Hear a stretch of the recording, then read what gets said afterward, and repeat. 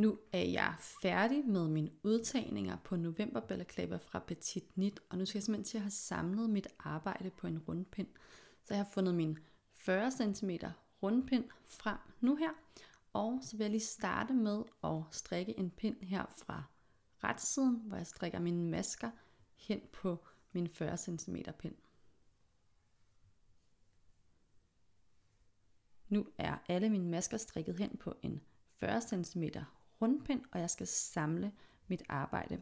Først så skal jeg lave et antal lykkeopslag, og det er lidt forskelligt, hvor mange det er, alt efter hvilken størrelse du strikker. Men det du gør, det er, at du tager fat om dit garn, og så snorer du det lige en gang, sådan her, og sætter det ind på pinden. Og du skal ikke stramme det sådan helt stramt til, det skal bare lige strammes til, sådan så at det ligger som en maske. Så jeg har altså lavet en der. Jeg tager fat i mit garn igen, og lige snorer det sådan her, og sætter en til op på. Gør det lige en gang til.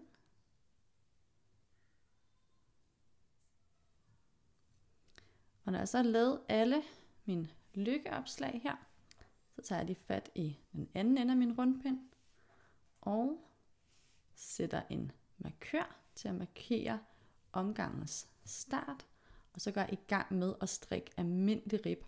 Og min gamle kantmaske er nu en vrangmaske, så jeg starter med at strikke en vrang. Og så strikker jeg ret over den gamle retmaske i patenten, og vrang over vrang. Og så fortsætter jeg bare rundt i rib her.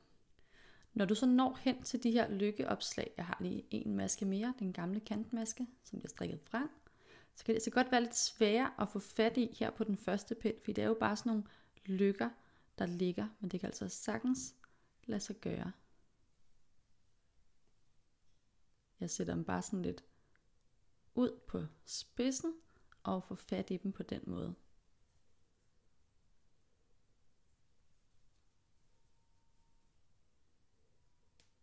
Men nu vil jeg fortsætte rundt i rib her, det antal centimeter, som jeg skal, inden jeg skal til at lukke af. Når du så har strikket din ribkant, den længde du gerne vil have den, så fjerner du altså lige den her markør, og så strikker du lige videre til sådan cirka midt bagpå, og det er altså bare cirka, og det er fordi, at vi gerne vil have vores afslutning til at være bag på huen, i stedet for ved ansigtet. Så det jeg gør, det er, at jeg kigger herop, og så finder jeg sådan en retmaske cirka her i midten.